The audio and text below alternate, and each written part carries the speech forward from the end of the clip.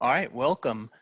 If you're new to remote teaching, I hope our program tonight makes you more comfortable about the steps you need to take to become ready.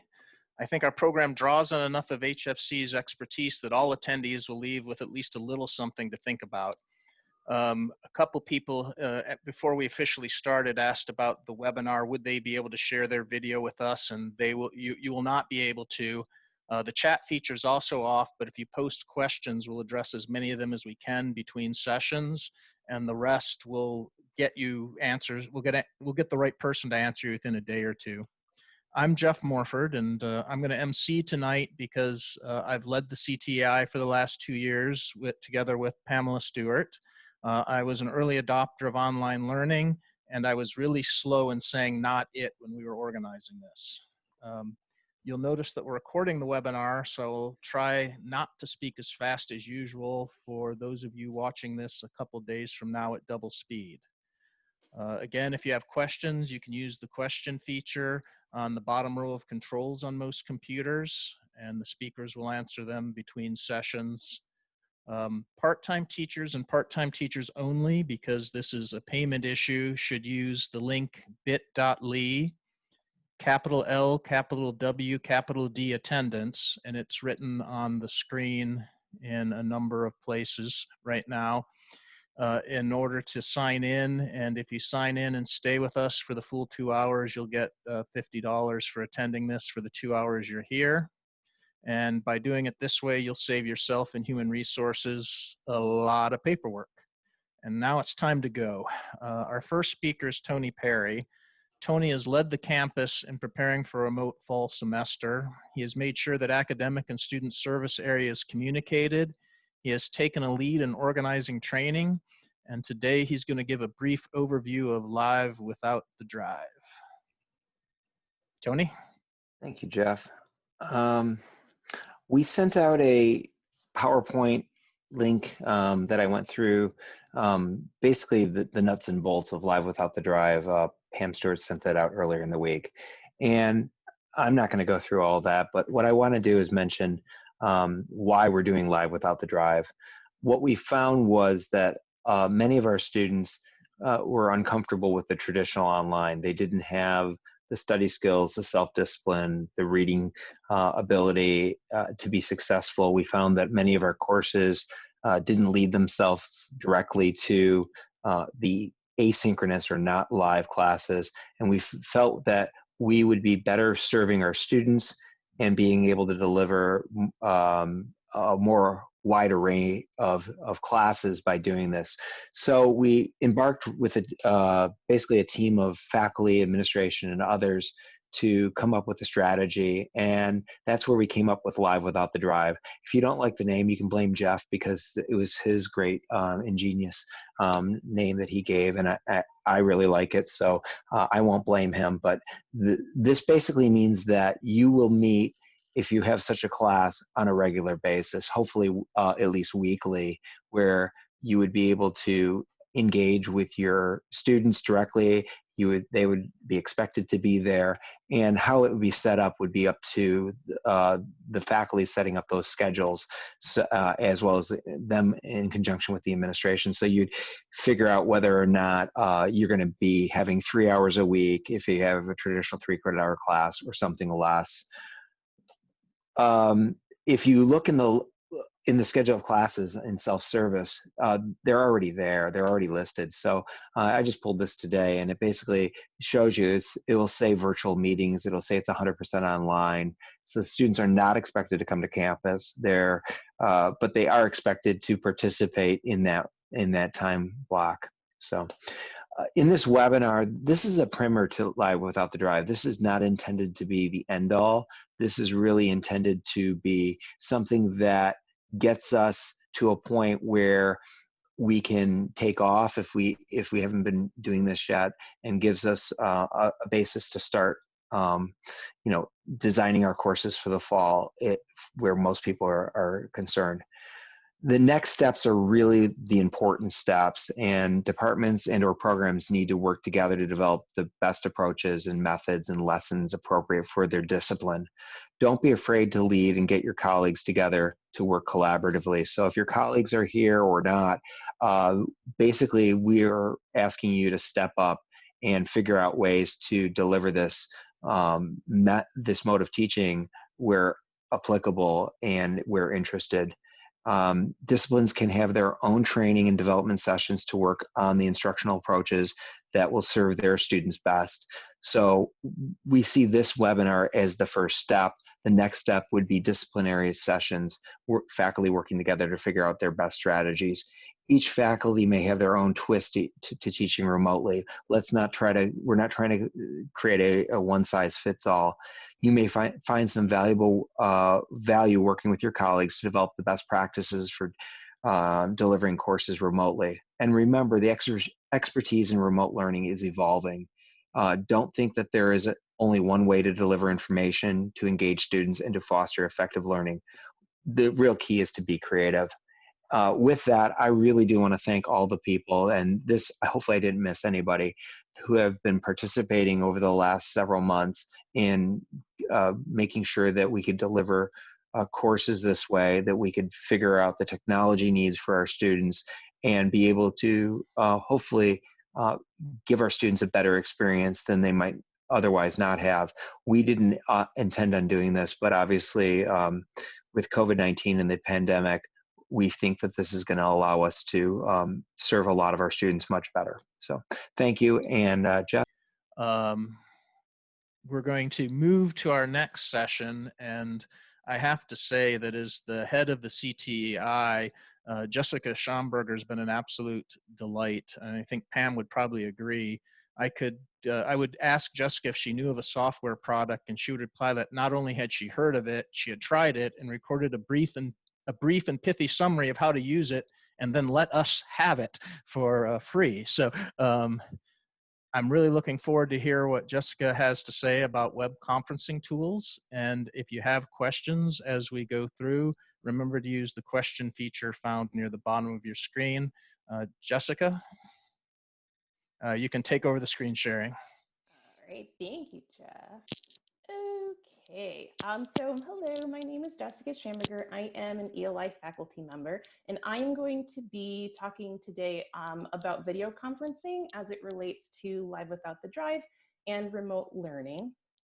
For those who might not be aware, video conferencing is a technology that gives users from different locations the ability to hold face-to-face meetings, and sort of like what we're doing right now.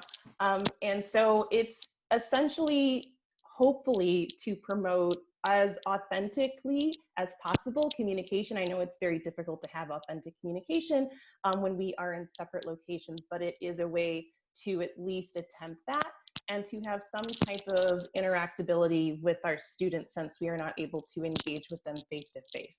So the types of video conferencing that I'm going to talk about primarily today is Zoom, Microsoft Teams, and Big Blue Button, because these are the most prominent ones that are used at the college, and also the ones that are have the best features.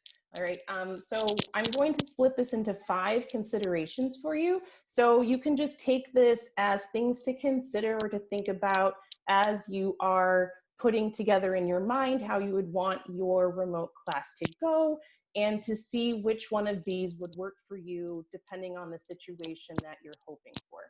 All right, so we're going to talk about ease of access, then we're going to shift over to screen sharing capabilities, then to collaboration abilities, onto the recording, and then lastly talk about the live and closed caption options.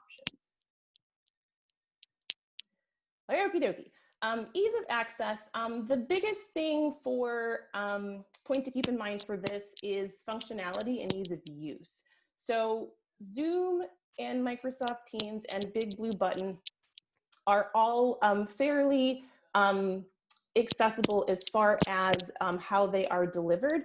It is going to be in the future, Microsoft Teams and Zoom are going to be integrated within Moodle. Right now, Big Blue Button is already integrated into Moodle. So that one definitely makes it a little bit easier for your students because they're automatically, it's accessible to the students automatically.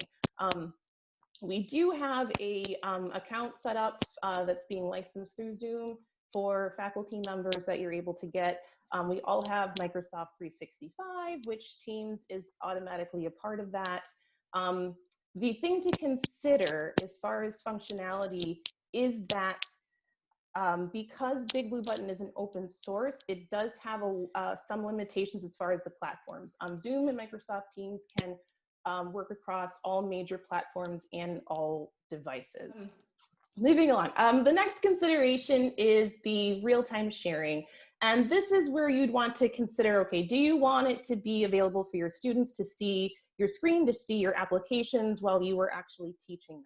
All right, so all three tools allow you to do screen sharing. Again, it depends upon what you're looking for in the specific situation that you're teaching.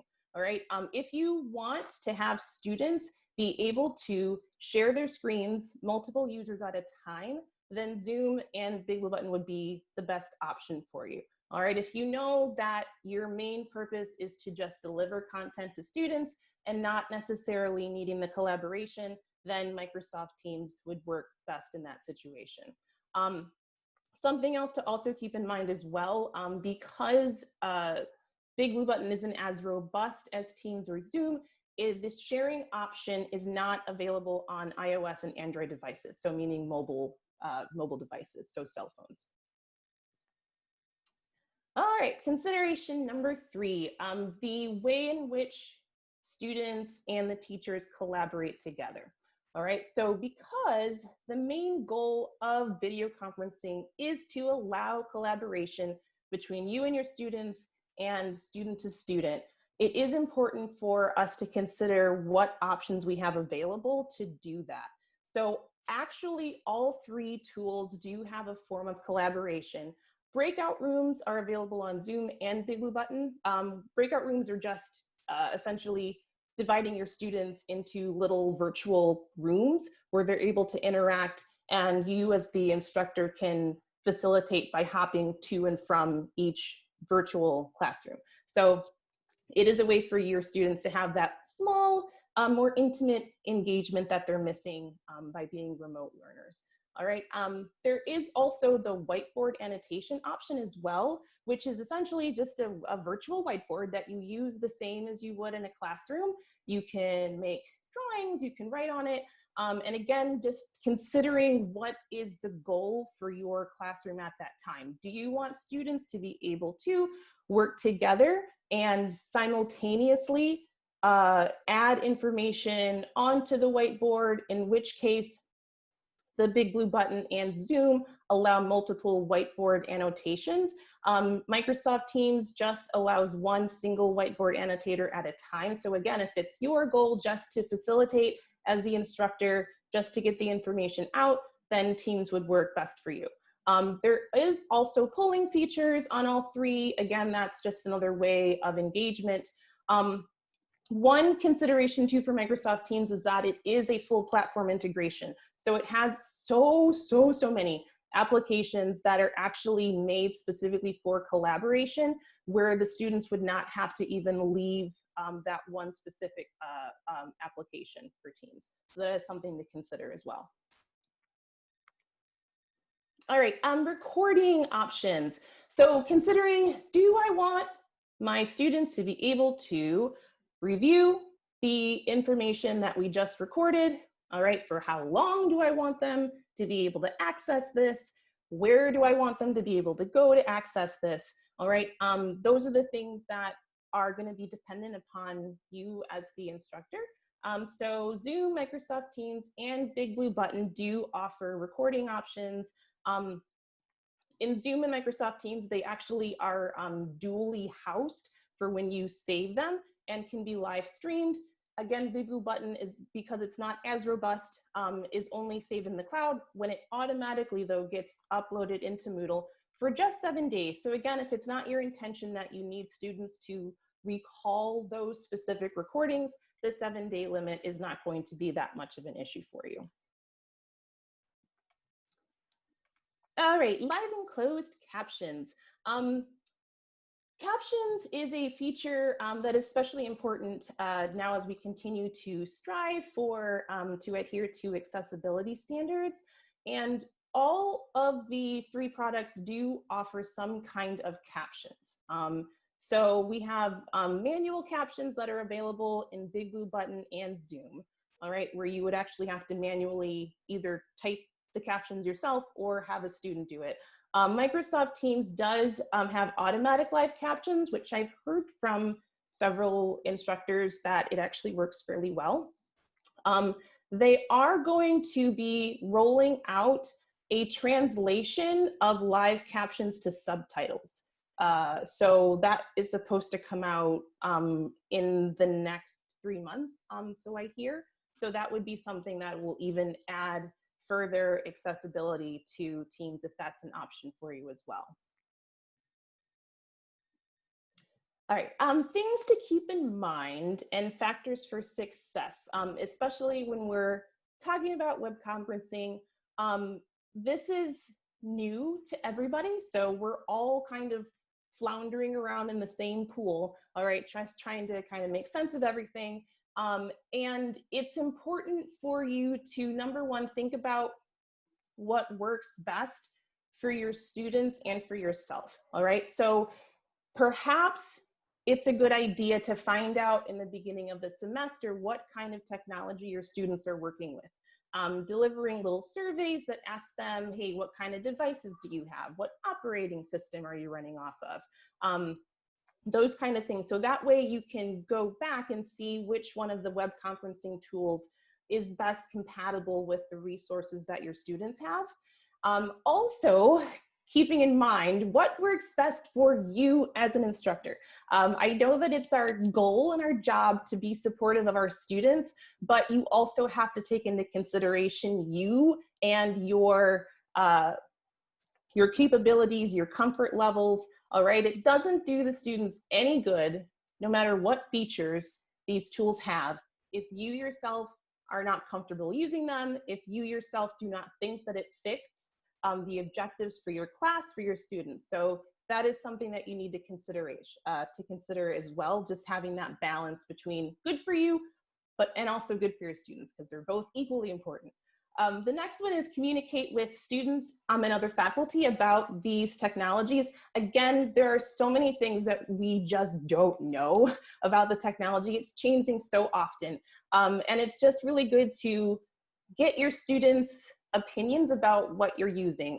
For video conferencing, if you do a week of Zoom meetings and then you do a week of Teams and then Big Blue Button, ask them, hey, what issues did you have? Was it hard to access the recording? Were you able to use the chat function properly? Just things like that. So that way you know from their side what it's like, because sometimes as an instructor, it's hard to know how it's being received. And then asking other faculty as well. So, you know, you might have another issue that another faculty member has that you can at least know ahead of time, so it can help you prepare and adjust your tactics for troubleshooting. The last one is note and advocate for changes and updates in software. And this is just being mindful that things are changing constantly. And one day there isn't an actual tool that has what you need, and then tomorrow it's suddenly there, all right? Because they're always changing and adjusting, and it's really important to kind of keep abreast of those changes and also to advocate for those changes. There have been quite a few software and technology tools that I've used that have come out with enhancements based upon people asking them to do it. All right, so we are the consumers of these products.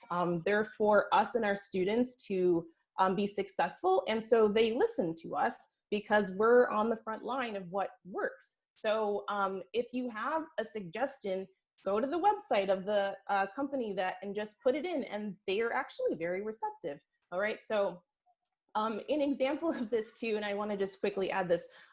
There is a, on this page, it's a resource page that gives you a few updates that are coming for Teams, and then also some information about Zoom. But in Teams, coming in August, there's a new mode that's called Together mode. and it looks so cool. All right, it allows you to have your versions of yourselves and your avatars in an auditorium setting, and it actually shows authentic body language because they've realized that the body language is really important as part of interacting and learning.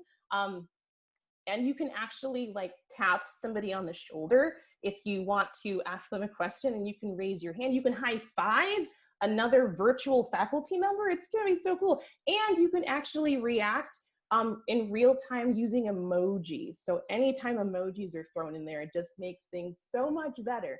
So that's something else that's coming up.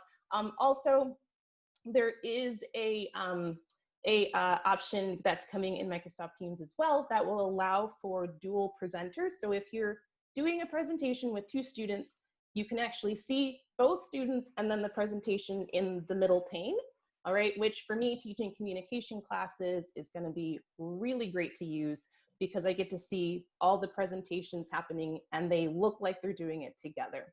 All right, so those were the things just to consider about video conferencing. So hopefully it'll help you in your journey into teaching remotely and teaching synchronously.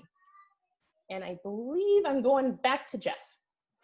Okay, so a couple questions I just want to point out were answered. So there've been some questions about getting a Moodle license, or when will Moodle be, pardon me, not getting a Moodle license. There've been a couple questions about getting a Zoom license and when will Zoom be integrated into Moodle. The college is negotiating with Zoom right now, and so you will get updates on those once we know. And I want to thank Christina Bailey. We promoted her temporarily so she could answer some questions for us. And then there's a few questions that I've noticed about the attendance for part-time teachers. Bit.ly is just a URL shortener. The actual URL would have been like 50 characters long, so you don't really have to log into bit.ly. When you're getting a login, it's just, if you're getting login, just log in as though you're logging into an HFC site. It's just turning on the Microsoft features. And you can just type that bit.ly LWD attendance as though it were a URL. If you have real problems, you can talk with me directly. There was a question, will there be additional training on respective platforms? Absolutely. We think a lot of that will probably be handled on the department level, but there'll probably be a lot of sharing. Obviously, in 2 hours, we weren't going to talk about all of the different types of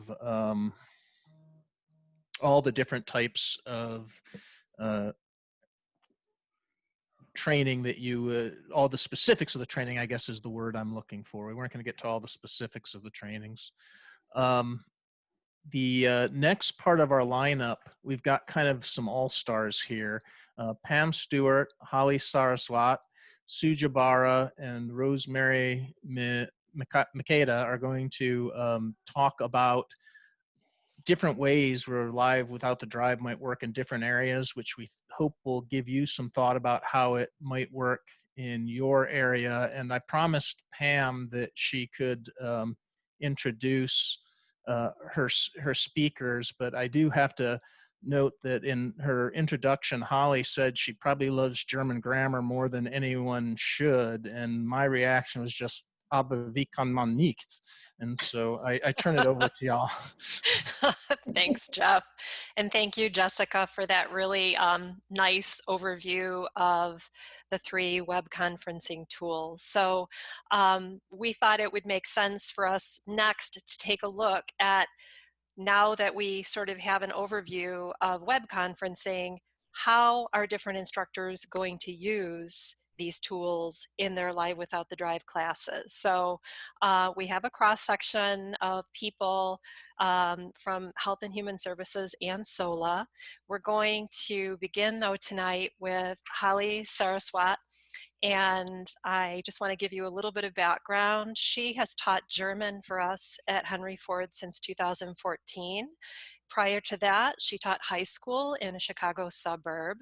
And in addition to her love of German grammar, her other interests include gardening, she lifts weights, and she enjoys watching YouTube tutorials about makeup.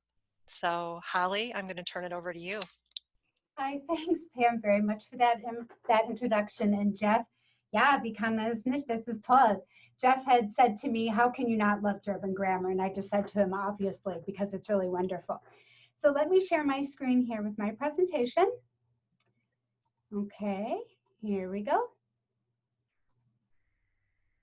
So I'm excited for the opportunity to speak with you all tonight. I'd like to let you know that my internet is being a little shaky. So just let me know, well, I don't know how you'll let me know if it goes out, but I'm hopeful that we won't have any technical difficulties here. So my presentation is called Learning, oh no, sorry, let me start this correctly. German is like gym. Is like gym class. Actually, that's what I tell my students all the time. And right now you're probably thinking, I can imagine that German is a little bit like gym class because it's intimidating for students. And oftentimes people think that they are being yelled at when German is spoken. And that is also similar to my personal gym class experiences. However, that is actually not what I mean when I provide students with this analogy. When I provide students with this analogy, what I'm trying to drive home for them is really at the center of my teaching philosophy, which is German class is similar to gym in that you would never show up to your gym class and think you would make a good grade by refusing to play basketball or not running laps. So German class is the same way. I need you when you come to German to do German, to speak German.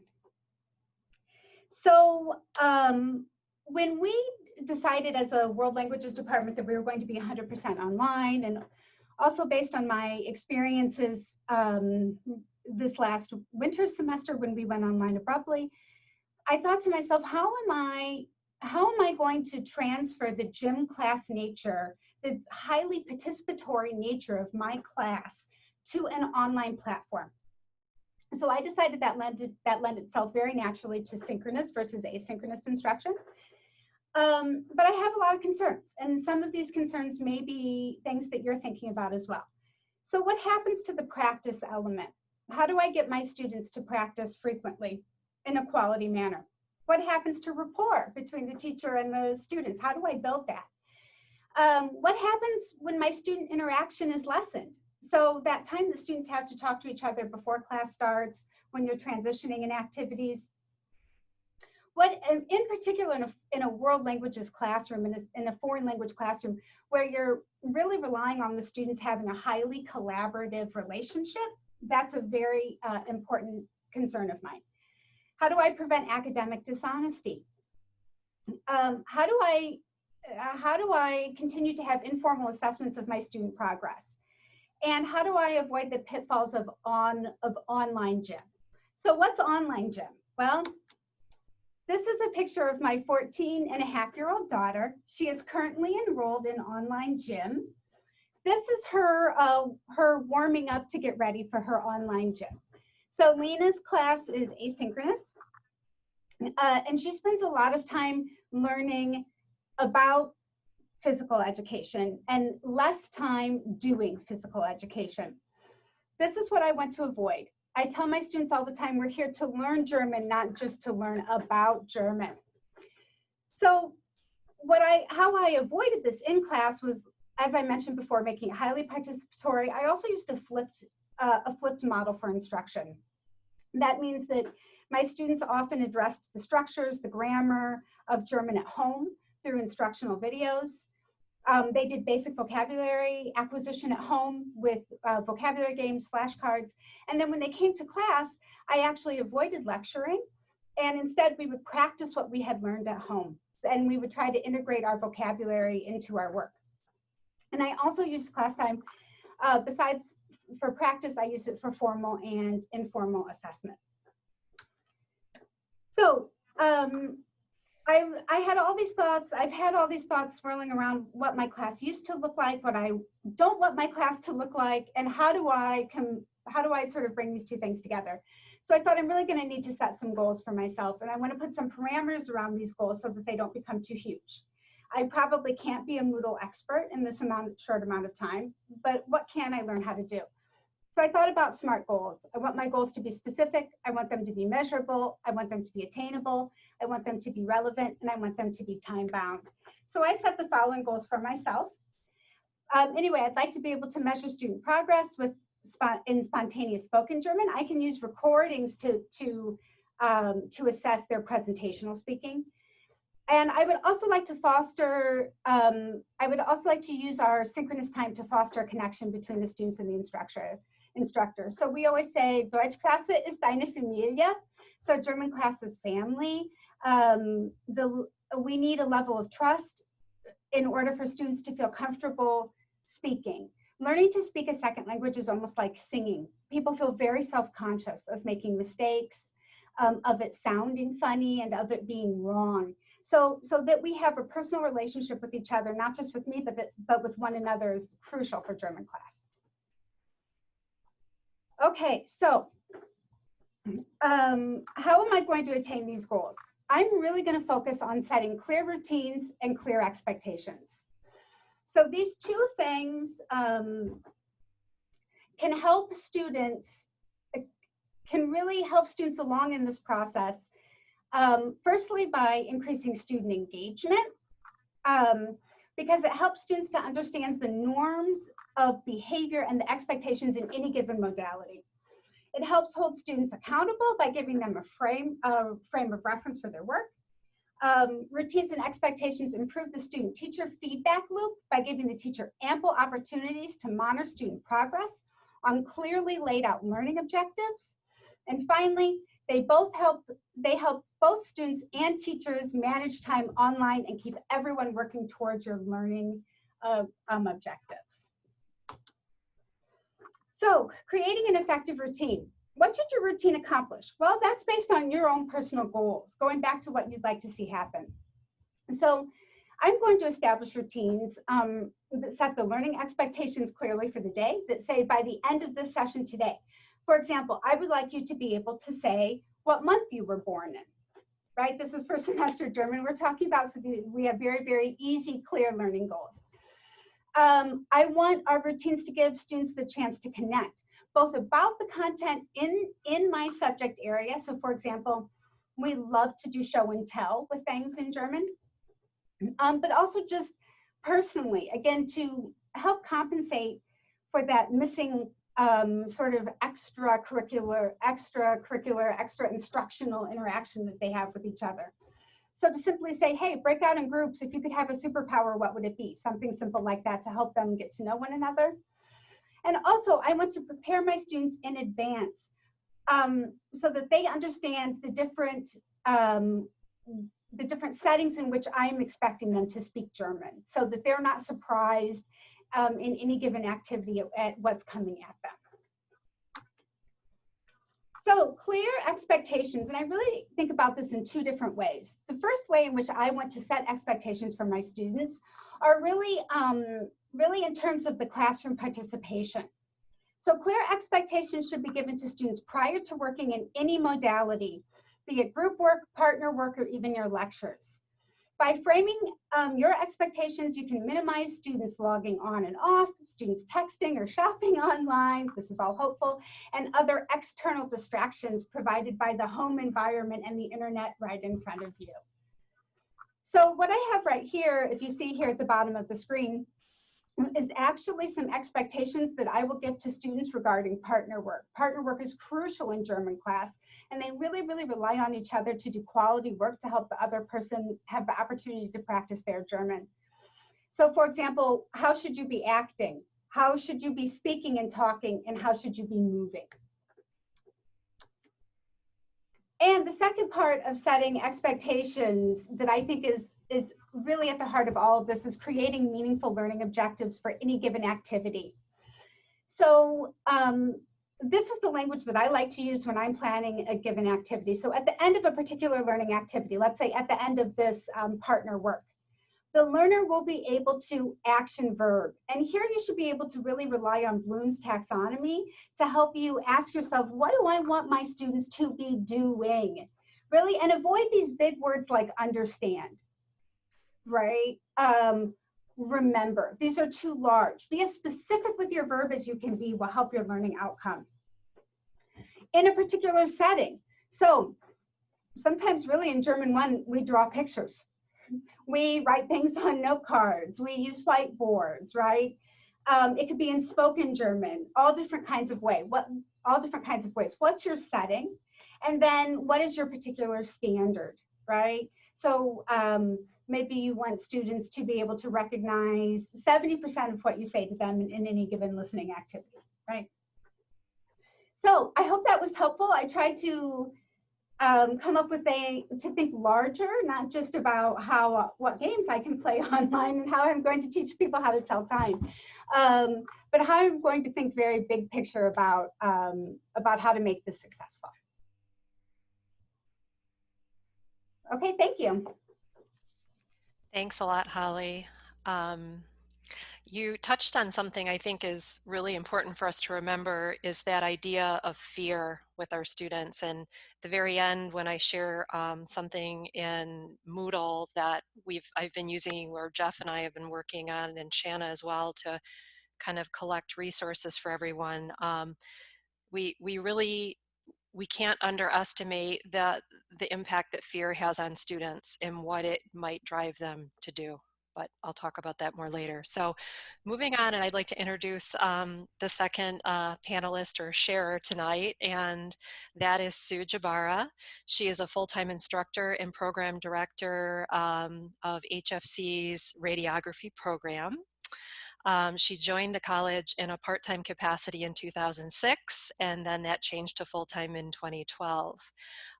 She is a member of the Instructional Technology Committee and also the Professional Issues Conference Committee. She co-chaired the PIC conference in 2018 and 19.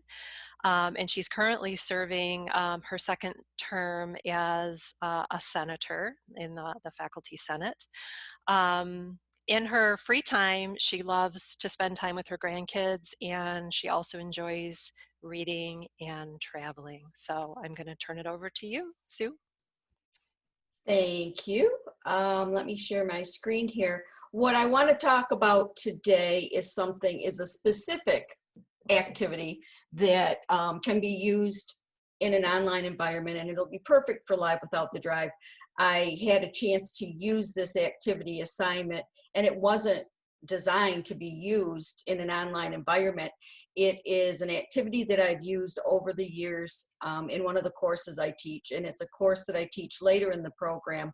The name of the course is called Image Acquisition and Display, and it's a course about X-ray equipment and the different types of X-ray equipment that are out in the community and used out in the medical settings. And my students need to be, of course, very up on that. The more X-ray equipment they're familiar with, the more job opportunities they'll have.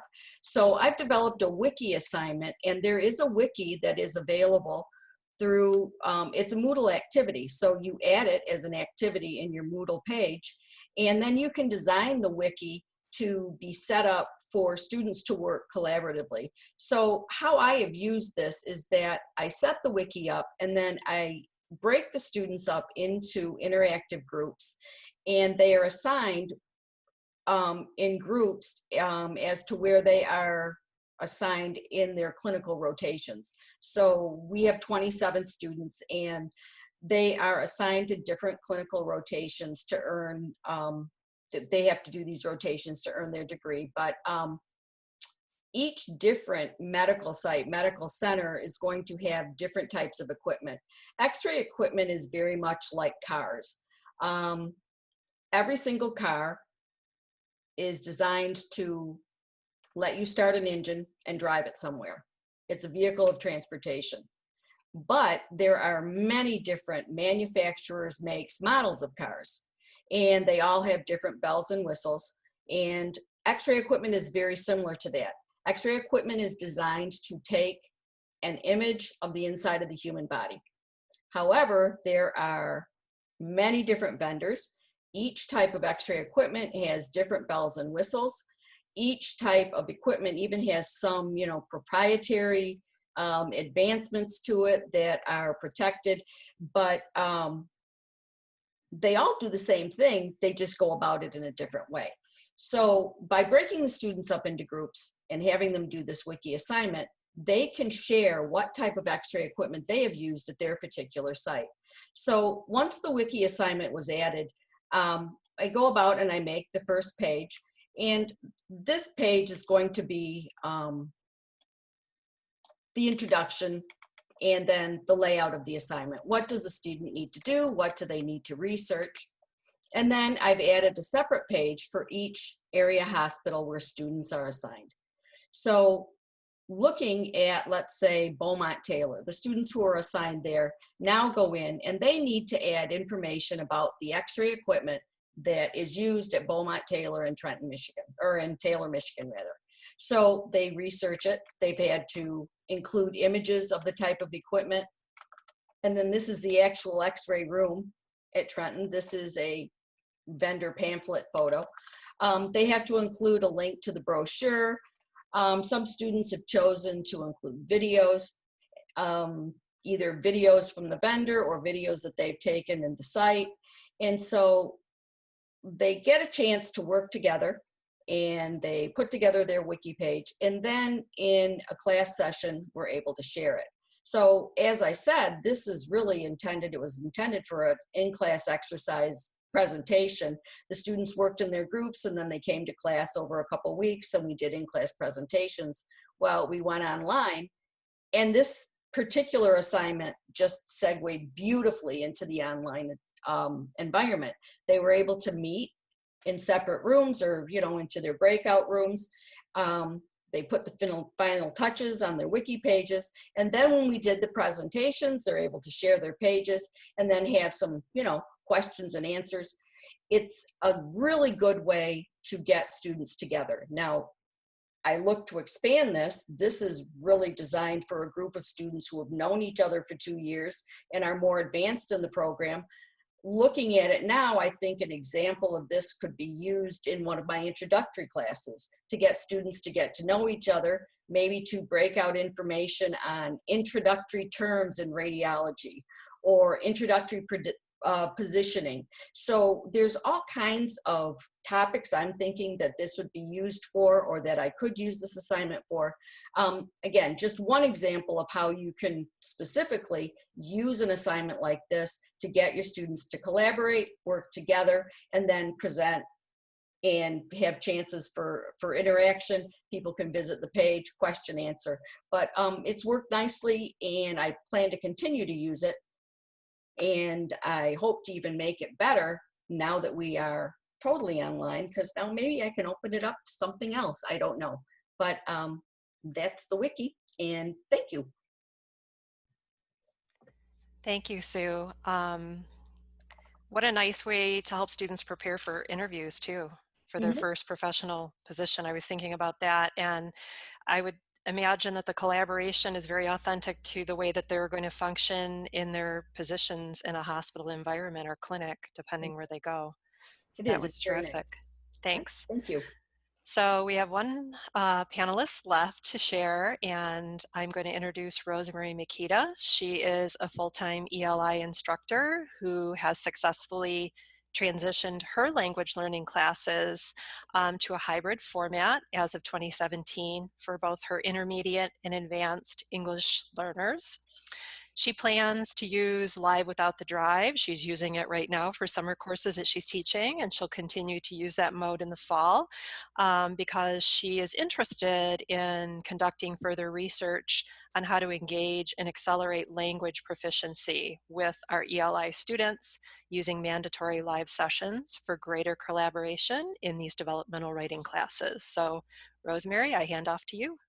Thanks, Pam. Okay, so basically in this lightning talk today, I just would like to show how I have used the ADDIE model to teach my ESL students online during this pandemic, and basically using both the direct teaching strategies that we find in a traditional online format, as well as live instruction in Teams or Zooms or Big Blue Button, which Jessica discussed today. Basically, I would like to say that I was, it's the same model that actually taught me as a student when I actually returned back to school to do my MUT-TESOL in a university in Queensland, Australia 4 years ago. And so I took that model and then I adapted it to my ESL students in the fall. And basically I've had really pleasing results with it. So what I'm going to show you is looking at that ADDIE model as a way to develop and design your classes. And then I also want to show you the importance of using inductive and deductive teaching.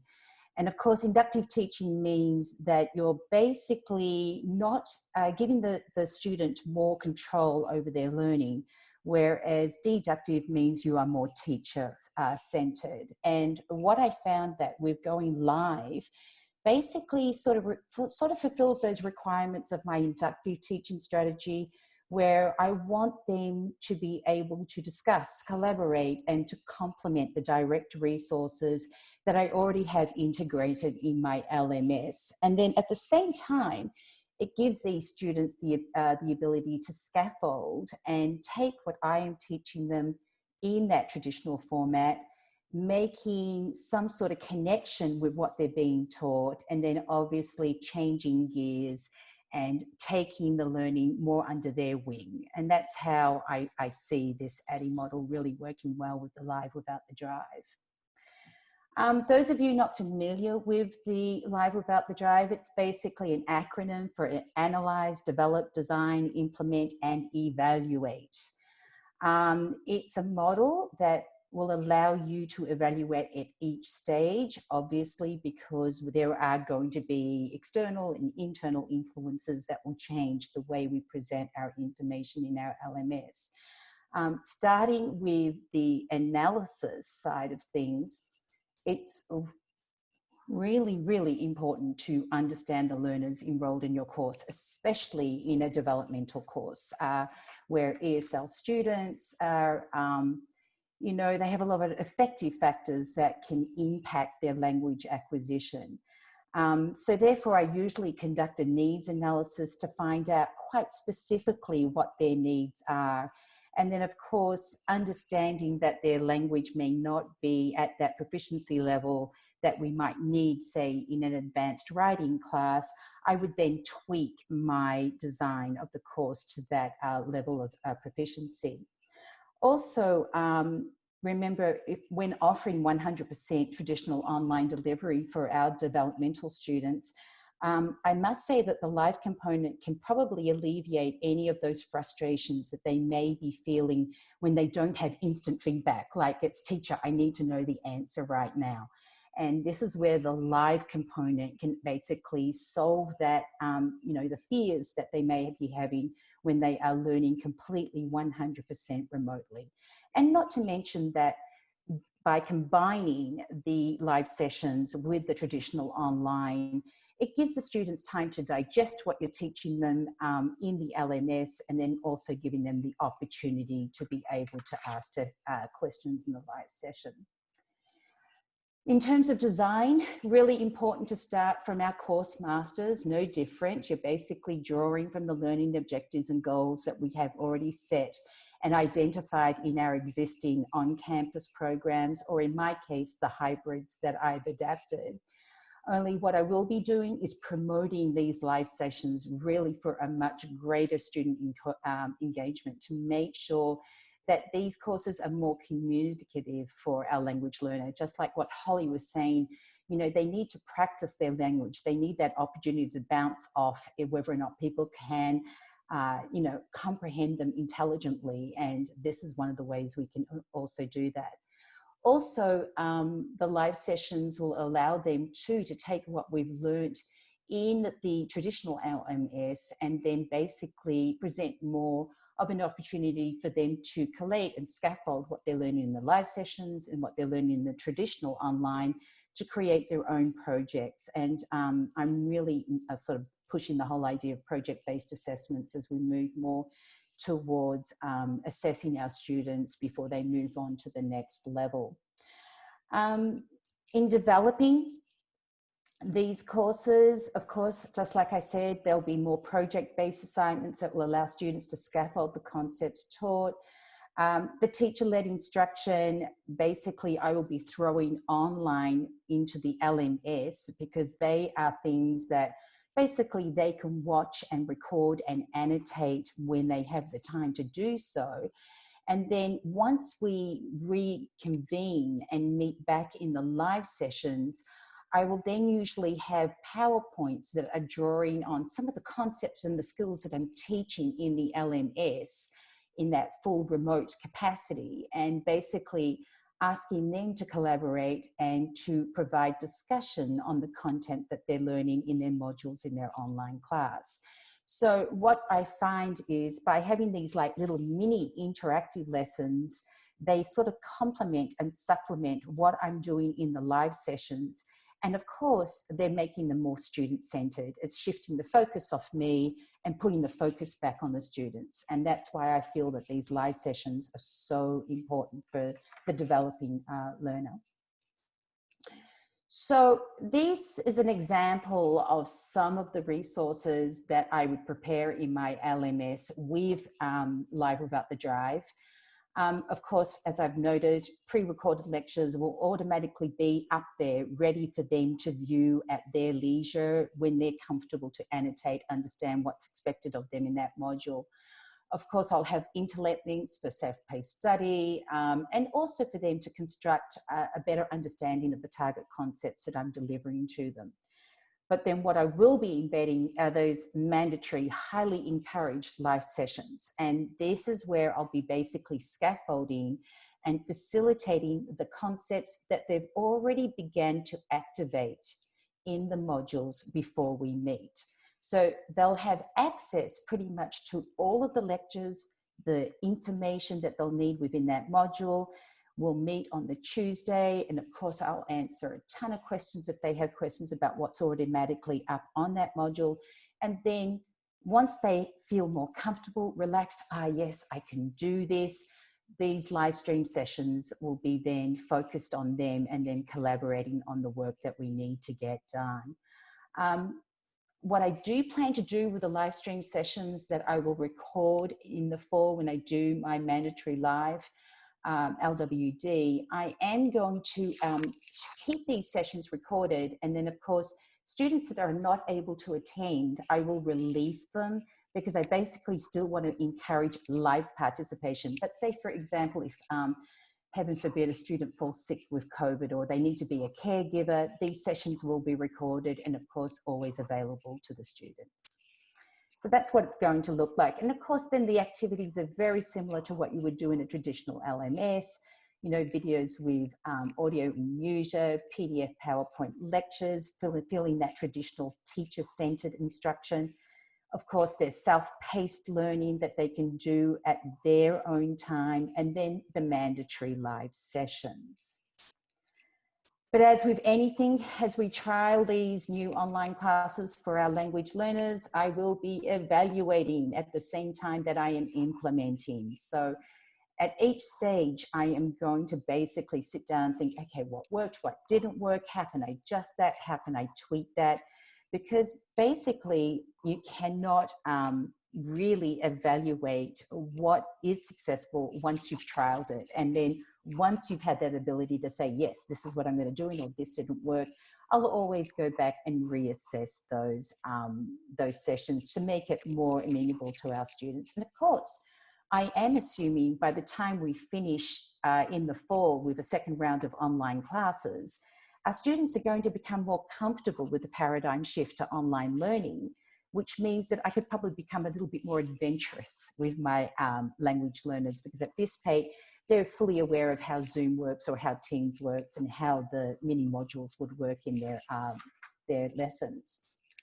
So my plan C, basically, if I can't teach them face-to-face and I can you teach them online? I'm going to somehow facilitate that LWD with a mandatory component so I can give them the best of the both worlds. And look, depending on the learners and the learning context, you know, we need to offer our students a variety of flexible online to traditional courses with those mandatory live sessions.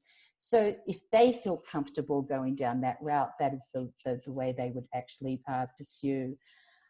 Look, while this approach is still a work in progress in the virtual classroom, I can see the LWD model offering another plan, drawing from that traditional face-to-face and online learning, and of course, giving our students the flexibility that they need in order for them to become proficient in their language learning. If you're interested a little bit more in ADDIE, these are the resources. Thank you, and back to you, Pam. Thank you, Rosemary. And I want to just briefly mention that each of the presenters that has a slide deck tonight, we have those materials, and I've tucked them into a CTEI mentoring site in Moodle, which everyone has access to. So before we all sign off in a little while, I'll show you how to get in there and what it looks like. So I'm going to hand over to Jeff because I believe he has some questions from the Q&A area. Well, and then you just took care of one of them. So Kevin had the shortest, Kevin, do you have the shortest lasting question ever? Because you answered it and I immediately dismissed it. I'm going to read some of the questions and some of the answers that our panelists have typed. And if people want to jump in and add 15 or 20 seconds worth of comment, that's fine too.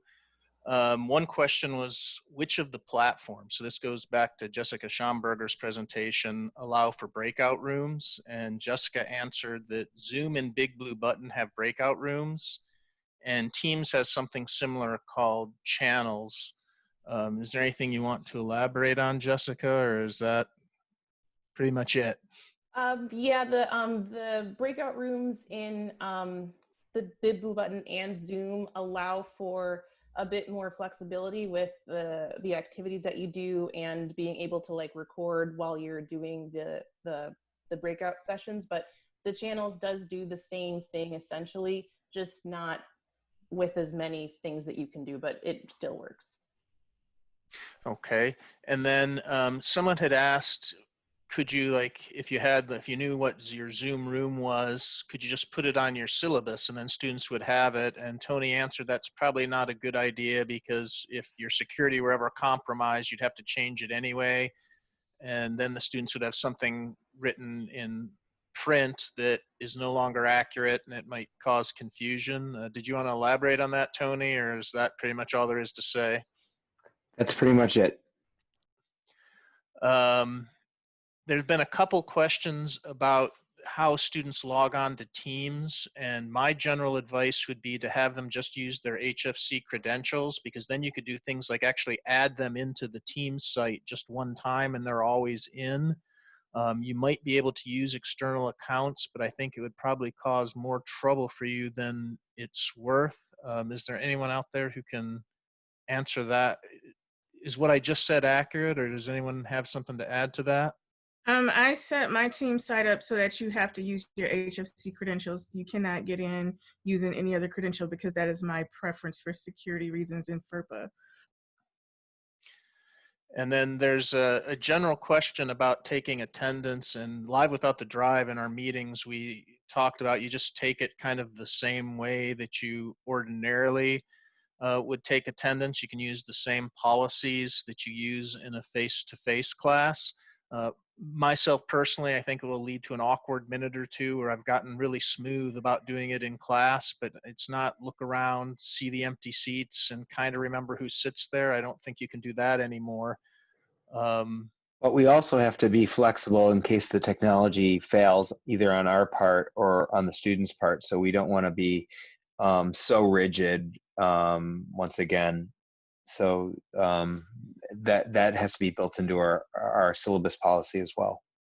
Okay, and I don't want to get too far along this, right? Because this took up half an hour one day, I think, in a Live Without the Drive meetings, because it is a serious question, but really we're giving it back to the teachers, I guess, is the summary. However, whatever reasonable policy you come up with is fine. Sam, are you going to talk about USIA or not? Because there's a question here about USIA, and if you're going to talk about it in a few minutes, I won't address it now. Yes, I will, Jeff. All right, so Ping, you just have to hold on for a few minutes and then you'll get your question answered on that. And then Kenneth Shepard's been very patient. He's had a question up here for quite a while. If the information recorded by one of these programs can be transferred to another program, say put it into a streaming service like YouTube or Vimeo, absolutely you can. One thing, a mild caution, the captions you get are okay, but I've actually exchanged an email with our accessibility specialist, Rachel Ford, and she says it's probably not enough to just do that. You probably need to go through and clean up their captions afterwards if you do it that way. So it's still going to be a lot of work. And then he asked a scary question that I don't know the answer to. If I use automatic captioning when recording a lecture, does that give the caption generator some some property rights to my intellectual property? I think YouTube's and Vimeo's license probably gives them ownership of anything that comes within 5 feet of your computer that's logged into their site. But I would be a little bit worried about it. Does anyone know the answer to that one? My guess is you should read the YouTube or the Vimeo license very closely because they'll probably claim to own it, whether they can actually own it or not. And then there's a couple of attendance questions. I'll clean up the specifics in a bit, but if you're a part-time teacher, on the agenda here, you can see a URL where you can, if you type that in, you'll get taken to a form. You might have to use your HFC credentials to log in, and then we'll know you were here. But I think we're now at the time for our next speaker. And Sam Bazzi, mathematics instructor, has been teaching using technology for over 16 years and has presented locally and nationally on the use of educational technology in teaching and learning, and in particular, the use of digital ink technology. And that was his part. This is what I'm adding. He's also about to enter his 3rd decade as math department tech guru, which I really appreciate because it meant I only had to be tech guru for 2 years. So Sam is going to tell us about screencasting tools. Thank you, Jeff, and thank you all for attending this webinar this late in the day. The title of my presentation is using screencasting tools. So before I get started into the details, I want to give you a brief definition of what screencasting is about. A screencast is a digital video and audio recording of a presenter computer's screen.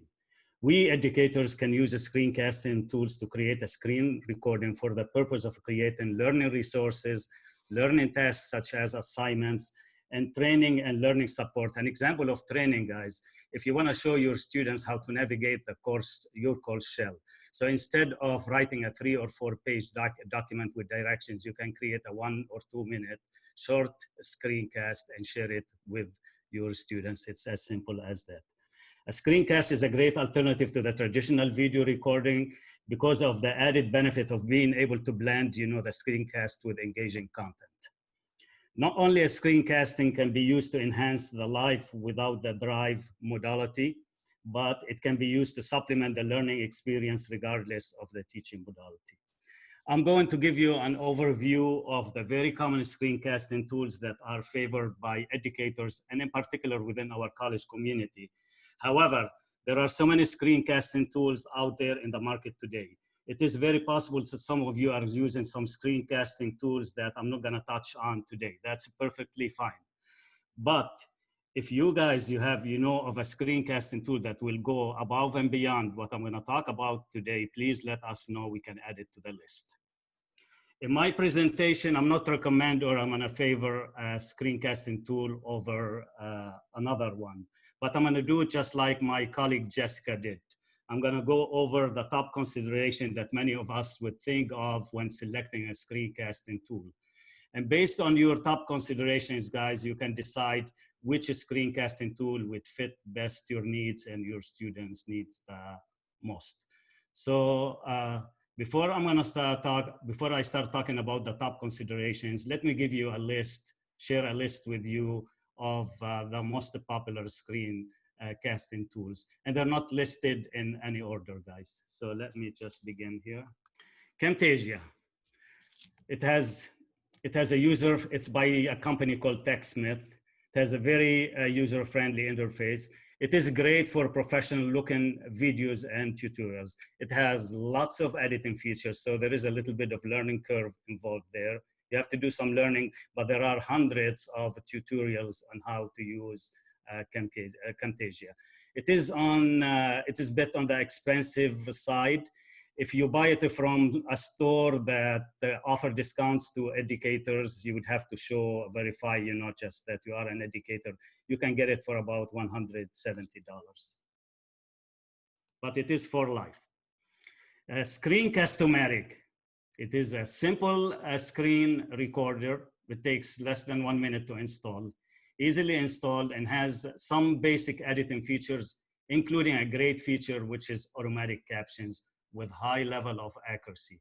But the high level of accuracy, guys, come with using a good quality microphone that helps reduce the noise. So a clear audio will enhance, just the captions, just big time. So it's not only the software, but it is the other tools such as the microphone. Yuja software, already built in our Moodle learning management system. You just need to add it as an external tool to your HFC online course. It has a great feature which allows you to record from multiple devices at the same time. So you could be using 2 cameras and your document camera as a shared screen at the same time. Other screen recorders do not allow for that, but Yuja does. TechSmith Capture, it's formerly Jink. So I don't know if you heard about the Jink before. It is a free screen recorder if you need to create a 5-minute or less videos and share the link after you quickly upload the video to the TechSmith hosting server. You cannot download the video to your desktop. So that's the catch about this. And it's a little bit hard to find on their on the company's website because it's free. They want to sell the other products, so they don't make it very visible. But it is a great tool. I tried it before. It's a great tool. And it is free. But you have to make sure that your video does not last more than 5 minutes. OBS, it stands for Open Broadcaster Software Studio. It's a free open source software. It is downloadable. You can download this one. It is great for live streaming. So if you guys want to record from multiple devices and live stream to Facebook or YouTube, this one will be a great tool, and it is free. It also, you have to do some practice. It doesn't have a basic editor, but it's very sophisticated. But with the spending some time on it, you will be able to pick it up, just so fast. So these are the tools. I'm gonna now go over the top 4 considerations. Jessica went over 5, so I'm gonna reduce it to 4 here. Accessibility consideration. I'm pretty sure most of us would think of this when it comes to creating a screencast. We have to make sure recorded materials are accessible to our students, and we have to make sure either the caption or transcripts are available. Now, regardless of the screen recording software used, guys, if you can download the screencast to your desktop, you can upload it to YouTube. That's one option. And you always can create captions, as Rhonda mentioned earlier in the day. But you still have to do some editing if you host your video on YouTube. The captions, the level of accuracy is very good, but you still have to do a little bit of tweaking. Now, if you use a Screencast-O-Matic recording software, the thing about YouTube, guys, it's not easy to download the scripts, just from there. Once they're there, and this was a question that was raised earlier about the ownership rights. But it is different with the Screencast-O-Matic recording softwares. The captions can be generated automatically when editing the video. You can share the video, including caption, with your students in any way you want, because the video can be downloaded to your desktop. And the level of accuracy of the captions is very good. You still have to do a little bit of editing. Next one. Camtasia software can be used to generate a closed caption. However, although it is expensive, guys, but the level of accuracy is low when compared with the above, and in particular with the Screencast-O-Matic. Usual software can generate captions as well. The level of accuracy is very good. I've tried it with so many videos and the captions are very good using a good microphone, but you might have to do a little bit of post-production editing of the captions once you create your video. So this is the accessibility consideration. Now, ease of edit consideration. You will likely need to do some editing prior to publishing your recorded video. Well, the good thing is, guys, that you don't need to re-record your video if something goes wrong. That was the case 10 or 15 years ago. You create a video, you make a mistake, you get stuck, you have to do it again. But now with the advancement of technology, no, all the video, the screen capturing tools or the video editors would allow us, to edit our videos. You can trim or cut the video any place, just in the video that you don't like, you can do that. You can also record over your voice. If you messed up while talking to students and you want to re-record, over your voice, you can do that. For simple editing features such as cut, paste, and edit transitions, Screencast-O-Matic is a great option. It has a very simple editor, guys. You will learn it in no time because it has a few options only. However, if you are into creating videos that have professional feel and look, as I mentioned earlier, you probably want to consider Camtasia. If no editing is required at all, and you want to create some short videos on the go, no more than 5 minutes, consider using the free TechSmith capture software by TechSmith. If you go to techsmith.com and Google TechSmith capture, you will get a link that will allow you to download the software. With Yuja, you can cut a part of the video, insert, it's very easy and simple editor to use, insert slides or images, and I like this feature of being able to add comments on the go, anywhere in the video. It's very simple and easy to do. Now, ease of sharing, streaming, the recording consideration. I'm sure this is a consideration that many of us think of. How do we share and in what format? Before you can share a recorded screen, all screen recorders require that you render and compress the raw file to make it viewable in a popular video format. Popular video formats, guys, are MP4, AVI, MOV. This is usually done automatically in a few steps, but it takes a little bit of time to complete based on the length of your video. If your video is 5 minutes, it might take less than 5 minutes to render the video. But if it is 1 hour, be prepared, guys, to wait for 1 hour for your video to be ready and rendered. Except for TechSmith capture, you can save your recorded screen and webcam to your desktop. Share in many formats. For Yuja recorded can be downloaded as separate media files. So if you guys use 3 different multiple devices and you want to download the recording, they're going to come to you in 3 different files. 1 file for each device. Uploading to YouTube is disabled for Yuja. I think probably this is a decision that we made here at the college, whereas for the others, screen recorders, you can upload to YouTube. With Yuja, Camtasia, and Screencast-O-Matic recorded videos, you can share those videos in the cloud and use for remote collaboration. So that's a nice feature for all of them. Now, if you want to live stream your recorded screen on YouTube or Facebook, you should consider Open Broadcaster software. I tried it once, it works, as it says, just it does the job very well. It is 100% free and open source. If you go to Google and you Google OBS Studio download, you will get a link to download this one tonight. But it doesn't have any editing. As you notice, I didn't mention that when I talked about the ease of editing. It doesn't have any editing features. So it's only good for live streaming or recording from multiple devices. But to edit, cut, and trim, and add stuff, it doesn't work, with this software. Interactivity consideration.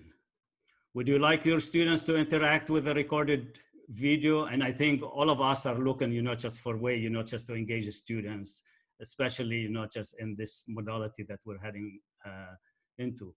So do we want to track participation and understanding? Well, actually, there are ways through a screen recording software, and there are a couple of them that can do the task.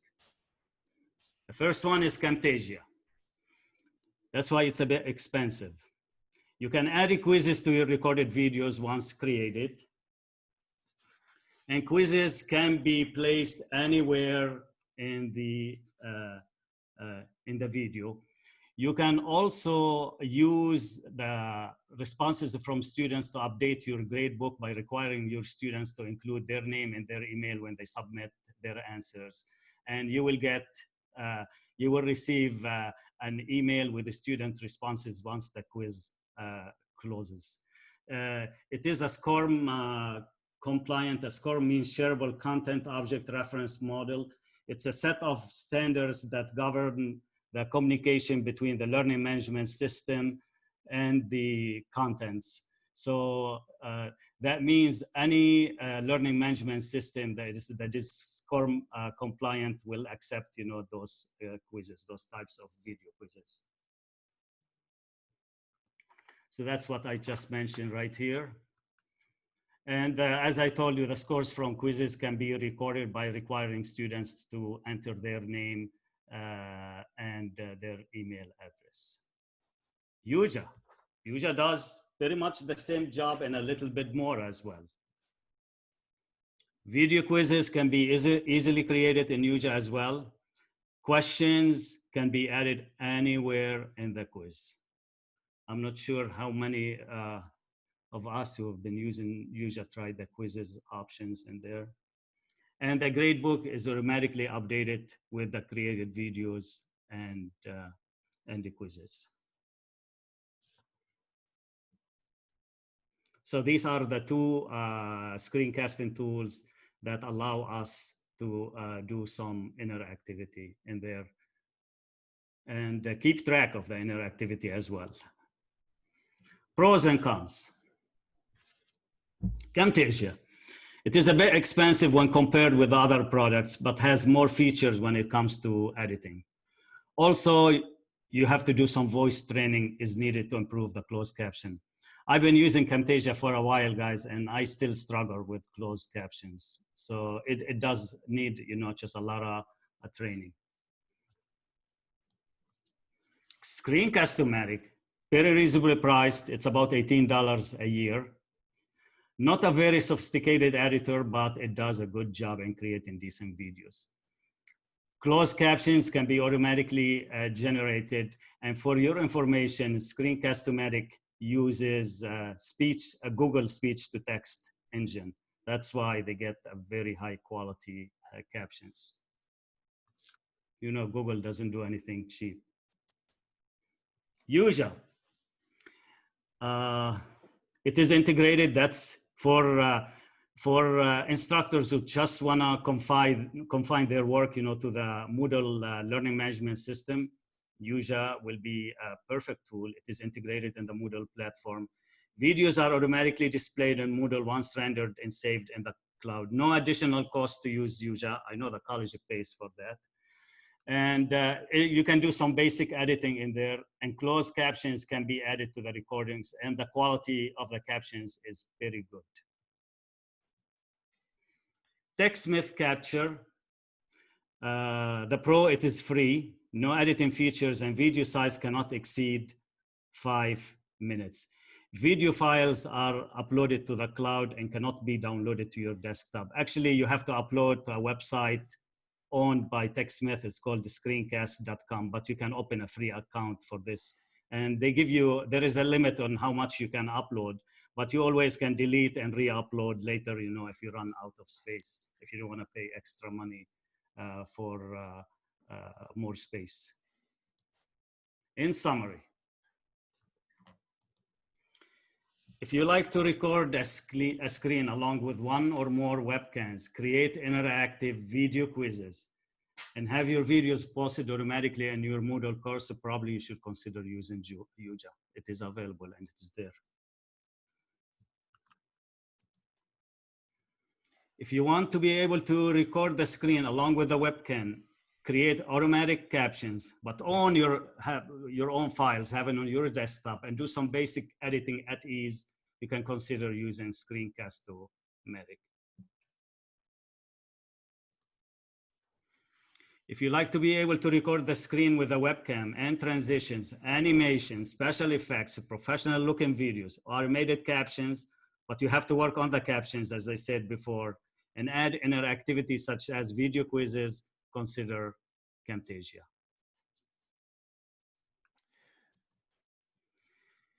If you like to record your screen with a webcam and be able to broadcast live on YouTube, consider Open Broadcaster Software Studio. Please check it out, guys. It is available and it's free. And if you like to record no more than 5-minute video, use the free TechSmith Capture software. In summary, guys, you can, some of the screencasting tools I mentioned are free. They are available on our server. But the other ones that are not free, you can try them for free. For example, Camtasia, you can try it for 1 month. Yes. Sam, there's a couple comments and a couple questions I'd like to get in real quick before we switch over to Shanna's session, if that's all right. So the first, if I see a couple people raising their virtual hand like it's a regular Zoom meeting, and all that's going to do is get your virtual arm tired. If you look down at the bottom of the controls, like where it says participants and start and stop your video, if you click on the Q&A there, you'll be able to enter a question. And the 2 comments, if you then go to answered questions, you'll be able to see these. Kevin Trevini also recommends Screencastify. And if you want to get the spelling for that and a little bit more, just go to the answered questions in a minute. And I'm probably going to mispronounce this last name, so I apologize in advance to John Clavanian. Do any of our presenters know, did I get that? He recommends Loom, and I know that Jessica Shamberger has also used Loom in the past, so that's another one. Exactly. Mackenzie Smith asked what you meant by professional look and feel. Does that just mean like the just transitions? like commercial quality videos. Yeah, she's right. Quality transition, quality backgrounds, editing capability, everything else. Yes, it has tons of features and editing tools. Yes. And then there was one question about are there videos available for students? And I've just picked one of my courses arbitrarily and went into, if you go in here, in any of your courses, the students will have a support link. And Victoria Bassett and the other folks over at eLearning Services have done a great job of creating videos. And so you can, did I hit the wrong thing here? So if they go in under support, they can add themselves to a video support class where there's all sorts of short videos about how to use Moodle. For our final presentation, we're going to have Shanna Simpson-Singleton talk to us about possible pitfalls and things to watch out for. A couple of years ago, I was assigned to mentor her in teaching a new type of co-requisite course in the math department. However, despite my decades of experience, I found I was using as much or more of her content and ideas as she was of mine. And so for that reason, I look forward to hearing Shanna's reflections into things you should be careful of as you design your course. And remember to pose questions, use the question and answer feature. Hi, everybody. So my name is Shanna Simpson-Singleton, and I teach the math, and I'm also one of your PTTO instructors I see a few of my students in there. So today I'm going to talk to you about some of the pitfalls of technology, but I want to kind of think of it as more of what you should consider when you are attempting to design your course. So one of the things that was even mentioned earlier today was attendance, right? So how do we handle attendance? I do take attendance, but I have a policy built in to handle what happens when we have a missed lecture and what could happen if we have, at the start of a course, people who register for the class late. So basically that policy is built into my syllabus, and it is communicated to students far before the course starts. So I start sending out correspondence emails a few weeks before the course starts. About a week before the course starts, I send out a welcome letter, and then I duplicate everything a few days before the class starts. But what I do for people who register late is I watch my class roster like a hawk. And the second that I realize that there's somebody new, I already have set up a file where I hold all of the correspondence, all the emails, everything that I've sent out to everybody else is in that one file. I create a blank email and put all that information in there, kind of combining all of the emails that I've sent out before. And all of this stuff is posted on my course too. The thing is that if a student is a late register, they may not know how to really get into the course just yet. So everything that's in the email has already been in the, is already posted in the course. And as soon as I find that late registrant, I send them that. And then I either send an early alert to have a counselor or somebody contact them, or I'll contact them myself, either using a Google phone or *67 to make sure that they understand that they need to make up what they missed for that first class. Now, if I have a current registrant, then I have an attendance policy because I record my lectures in most cases, right? So one pitfall is that if you forget to press the record button, you need a plan for that. And it's built into my syllabus. So what you should do in designing your course, I want you to kind of like think about everything that could possibly go wrong, how you're gonna feel when it goes wrong, how the student will feel when it goes wrong, and come up with a plan for that ahead of time. And then let the students know about that plan far in advance. So for instance, for my class, if you miss a class, I do like engagement. So we do a lot of activities during class, and I'm gonna talk about that in a minute. But you are to watch the recording of the class, and I do have links for my activities, but I won't grade them until you've given me an essay just regurgitating what I talked about, summarizing what I talked about. And I tell the students so that they don't think it's busy work. And I'm very transparent that I do that because I need to make sure that you watch the video and that you know what questions to ask me. And that's the only way I can think of to make that happen. And then I welcome them because I like constructive criticism. If you have a better way of letting me know that you watched that video, share it with me. And, you know, I may or may not make that happen. So that's how I kind of handle attendance. But I don't just, if you're in seat and watching that, that's, you know, you're there. In the winter, I kind of felt like students were logged in and then they kind of like threw their phone on the table and went on about their day. And so, you know, I'm talking to a black box. You can encourage your students to, I put points on participation. It's worth 5% of your grade, not too much. I don't grade what we do on accuracy. I grade it more on whether you're there participating or not. So I use chat engagement. You know, I ask a question, go ahead and throw the answer in the chat for me. If I only have 5 people responding in the chat and I know that I have 20 people logged in, I'll wait. And, you know, I'm kind of lighthearted in my class sessions. You know, it's like, oh, okay, so only 5 people are responding. We must be on the break. Well, thanks for letting me know. I'm going to have a sip of coffee or whatever. And that kind of lightens the mood. And then I'll start seeing my responses come in. So I have a policy for not only just being in seat, but also engaging in the course. So next, so how I even ended up giving this presentation was I was in one of our meetings and I gave the anecdote about what happened to me the first week of summer classes. It was a very adventurous week. So there was a storm that Tuesday, June 9th, and I came into class, and so they already knew that they have an attendance policy, and so I announced my attendance policy.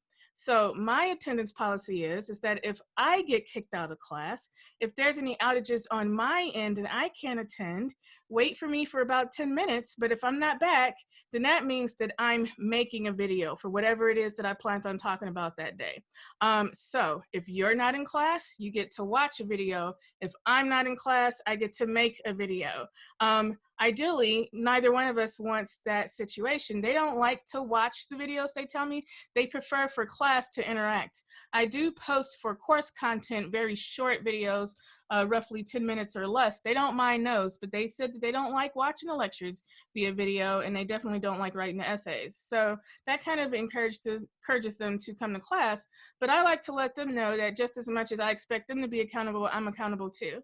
The other thing is that, so during that first week, I had several students that had their power go out. I had 2 students that were hospitalized, and that was the first week of summer classes. It was very hectic. Several emergencies, legitimate emergencies, and it worked out well. It was an interesting situation, but it didn't make or break anything because I already had policies in effect for that. My students noted if their power goes out, usually they have cell service kick in, and they are to contact me as soon as they can. But going into that, I tell them, and my philosophy is that I don't assume that you have any other source of anything. I don't assume that you have a relative's house that you could go to if your power goes out. I don't assume that you have somewhere to go for internet because we're in the middle of a pandemic. I don't assume that you can come to campus. I don't assume that you can go to a local coffee shop. I don't assume that your electricity is going to be on in 5 minutes. I make no assumptions. I respect that the reason that you are giving me is a true reason. I respect the fact that you're going to tell me as soon as you can, and then we're going to come up with a solution for whatever you missed together, a solution that works for both of us, okay? And again, I'm very transparent with them. I said I can't give out makeup assignments all willy-nilly because somebody has to grade that, and I like to be on schedule. You have a schedule to do the work, I have a schedule to grade the work. I said, but what we can do is we can have some kind of a middle ground. So they know that their first thing to do is to contact me. And that's if they have a power outage. You know, I always make the joke like, you know, if your cat comes by and kicks your laptop off into the ground, and what are you going to do? You got to get another laptop or figure something out. Just let me know that that happened. I also, before classes start and during the first week, you are going to let me know what technology you do not have so I can see if I can find resources for you. And when I'm made aware of that, I usually just go through student services. Typically, I will contact SOS and then make a referral. I also like to teach the students to be their own advocates, so I will have them contact whoever I refer them to themselves, okay? But one of the things that the key takeaways for any type of technology failure or lack of access to technology that I like to share is that the students are human beings, right? Not all students are trying to pull one over. Some have legitimate reasons for what they're doing or what's going on, and you have to be open to hearing that. I was in a conference earlier this week. There was a speaker, Dr. Lauren Radon, and what she said, the conference is gauged around being inclusive and inclusive teaching and just creating a optimal classroom environment. And her name was Dr. Lauren Radon. And what she said is that we need to model what it means to be a human being, okay? If you ever sit on any meetings with me, you'll know I'm very big on empathy. You need to be able to open your ears, to hear what they're saying, to think to yourself, these things really do happen. What plan do I have in place? Did I properly announce the plan? What exceptions do I have to these rules, okay? So next you need to consider the technology from the student's end, okay? So what do they need for a class? What do they need to do to be successful in your course, okay? Do they need to create PDFs? Not everybody knows how to create a PDF. Try to direct them to equipment. Well, equipment won't be free, but software that's free. Cam Scanner is one of those. It's free, free-ish, right? They put a bunch of pop-ups in there to try to, you know, force you to get the paid version, but I let my students know about that and how to get around those pop-ups. Support what it is that you ask them to use. If you want them to use Cam Scanner or some other PDF creator, spend some time in class showing them how to do that, or create a video showing them how to do that. Make sure whatever it is that you're doing, creating videos, giving them PDF documents, your lectures if they're recorded, make sure all of that is accessible. Make sure you're not excluding anybody for any reason. Like, it's hard to kind of catch that. I like to create a welcoming classroom environment where my students feel comfortable coming to me with their issues and problems. A lot of the students don't realize that we have funds out there to help them when stuff goes wrong. But if I create a comfortable environment, they feel comfortable coming to me and telling me, hey, you know, I have this crap laptop, I'm trying to do the best I can, but it's really not working out. And, you know, and they usually always end the email or the office hour with, and I just wanted to let you know. Now, what they didn't realize, they're just sharing, you know, because I always, you know, I have like little cheesy cliches that I use in class all the time. I'm like, oh, sharing is caring, and I care. So guess what? We're going to email this person and see if they can help you out. And then they're like, oh, I didn't know, I didn't realize. So things like that. So we don't want, when we think about accessibility, we think about making it for people who are visually impaired, hearing impaired, or some other maybe unseen disability, but also we need to think about how inclusive we are. Are we excluding students because we are requiring this large amount of technology that they just don't have access to or just don't know how to use?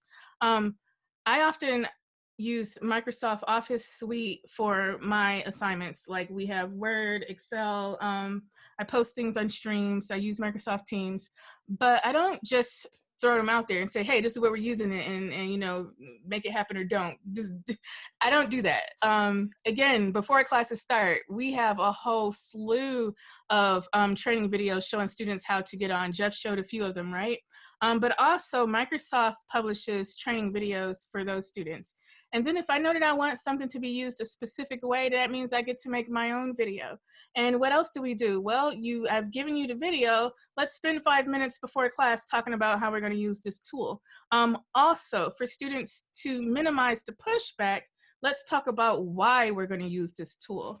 At first, all my students hated using Excel until I told them that that is a nice skill to place on your resume and show your future employer what you can do. And then all of a sudden, oh, Mrs. S, what else can we do? So try to be transparent. Let them know why you're doing stuff.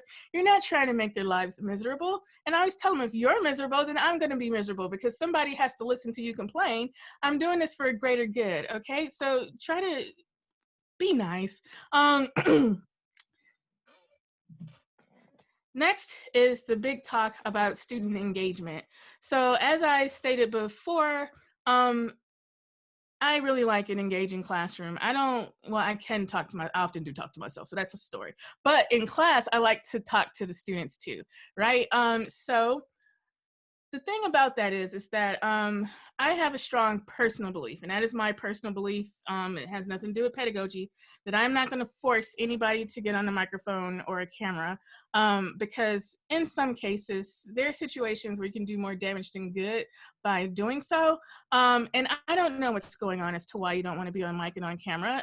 If it's something that I really need you to be on mic or on camera for, I'm going to announce that way in advance. And then I'm going to tell you, if you have some form of an issue where you can't make that happen, to let me know. And then I always end it with, and then we're going to come up with a compromise for that. So in my classroom, I don't rely on the camera and the microphone for interaction, okay? I use the chat a lot. Again, for attendance purposes, I have a form that just says, type your name and type the time. That just makes them aware that I want to know what time you're here and that you're engaged. I offer entrance tickets, and entrance tickets I use for formative assessments for myself. I asked them questions like, did you complete the reading that I assigned prior to class? Did you watch the video that I asked you to watch prior to class? If you didn't, can you tell me why? One, that creates a kind of a safe place if it's in the form that they know that I'm only going to look at. Even though I asked students, I don't know how many times, to tell me if they don't have a book, some of them still didn't feel comfortable telling me that outright. In the form, I didn't do the reading assignment because I still don't have a book. That's where I kind of found out who that was. And I was able to reach out to those students individually. I haven't done any of the reading because I'm working 3 jobs right now and I'm trying to stay afloat. Okay, so then I can reach out to you, stuff like that. I can collect that on an entrance ticket while letting them know, because my entrance tickets, exit tickets, and classroom activities, I use Microsoft Forms for that. Those I can, with forms, you can put a time restriction on that where students can only enter stuff into that form when you want them to. And so the entrance ticket is only open that first quarter of class or so. The activity is the chunk of our class that's open. I kind of anticipate, so lots of planning ahead about how long we're going to be talking about that, and it's only open for that window. Now, the good thing about Microsoft Forms is it takes me 2 seconds to jump onto another device and change that time if I need more time or less time. So it's, you just pop in, click the settings, change the time. The students don't even see me do that. And then I have an exit ticket that's set up to only open towards the end of class. So my rule is if I'm talking and I ask you to type in a chat, please type in a chat. When I say, okay, guys, go ahead and type in this form, they know where the forms are because I create a routine from the beginning of class. And then they know that these forms only work at certain times. So you can stop paying attention for a little bit, but then you know you're going to miss what I tell you to put in the form. So that kind of moves us over to some of my instructors that I work with in the math department uses similar tools. Socrative is one where you can have a kind of like a little mini quiz going on in live time, okay? And the same thing, kind of Microsoft Forms works the same way. I can see how many people who have submitted the form. I can see who has submitted my forms. Socrative works the same way. That's an app that the students can download onto their phones. The teacher can have a teacher app and the student has a student app, and you can use that for some engagement and interaction. I'm big on polling too. So you can use polls with just about all 3 of our major platforms, I believe. Not so sure about Big Blue Button, but I'm pretty sure. I think Jessica talked on that, but I know for sure that it's in Zoom and Teams, so I poll a lot. That's for stuff that I think students would be more shy about, like, are you ready for us to move on? Now, some students, you know, they like to use the big emojis and the giant thumbs up, so that works well for me too, as long as I know I need you to pace me. You know, you pay me, I'm gonna move somewhat to your pace while we're still reaching our objectives, right? And so my students learn a lot of pedagogy words because, again, the transparency. So they know that, yes, I can slow down or I can speed up, but by the end of this course, we're going to make sure that we hit all of our objectives. I need you to walk out of here learning and knowing some certain things, okay? Another thing is that some people use guided notes, okay? And so guided notes kind of work best if the students know that what's in those guided notes will lead the path to the successful test or exam.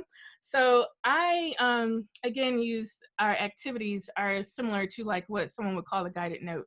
What we talk about and do in our activities has to relate to where I know that we're going to go with a discussion board or a project that I have for them or a test that they take. They know that some of that stuff will only be in those activities that we do during class.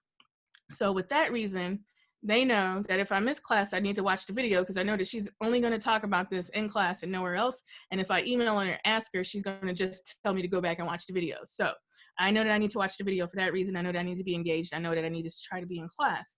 I know that other people that I work with use PDFs or printouts, and then they add content while they're in class. So the student can read the PDF ahead of class, know where they're going to go with class for the day, but then they know that the instructor may or may not add more stuff to the guided notes that they may need later. So that's kind of like dangling a little carrot that they might want to keep them engaged, because if you look away for a second, you're going to miss something major. And in my class, I can kind of tell if you are asking me a question because you're not paying attention, or if you're asking it because you truly don't understand.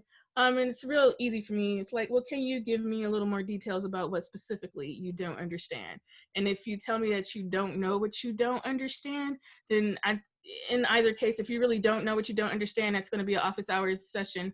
Or if you might not have been paying attention, that's going to be an office hours session. So they know that the questions, I need to make sure that you can specify specifically what it is you don't understand, and then I'll gladly answer.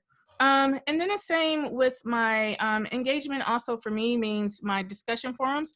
I have them interact with each other in discussion forums. For math, I post a math-related question, but that might not generate too much conversation if I just post a question and then just say answer it.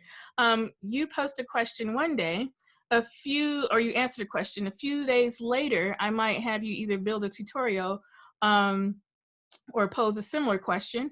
And then a couple days later, your peers are to follow your tutorial and see if that will land them on the same answer.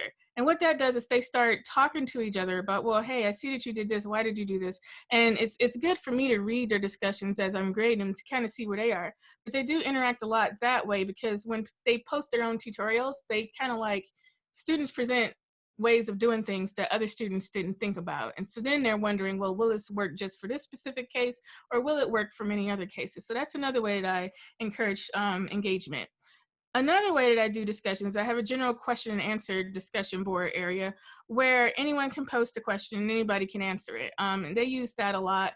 And then if I see a question has been dangling out there for a while that no one has answered, I'll pop in and answer it. But you know, by the time I answer it, you know, you might have needed it answered a long time ago. So they tend to help each other.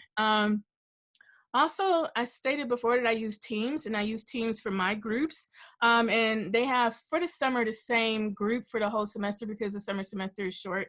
But I like that because, of course, they can pop into their, in Teams, you call them channels, right? So they can pop into their channel during our group work, but the channels are always there. So I go in and I tell them, because we have to make sure that they're being respectful. So if we have a group or teams, you need to monitor it just to make sure. So that's one of the pitfalls, but you need to make sure that they're being respectful to each other and following their student handbook. And I do let them know that. I'm like, okay, don't think that your channel is private. I pop in as I see fit to see what you're doing, including during class when you're on video. I'm gonna let myself into your video and see what you're talking about. So be appropriate, right? And they know that if they don't follow the rules of etiquette, that I will remove them from the course and we're gonna have a nice talk.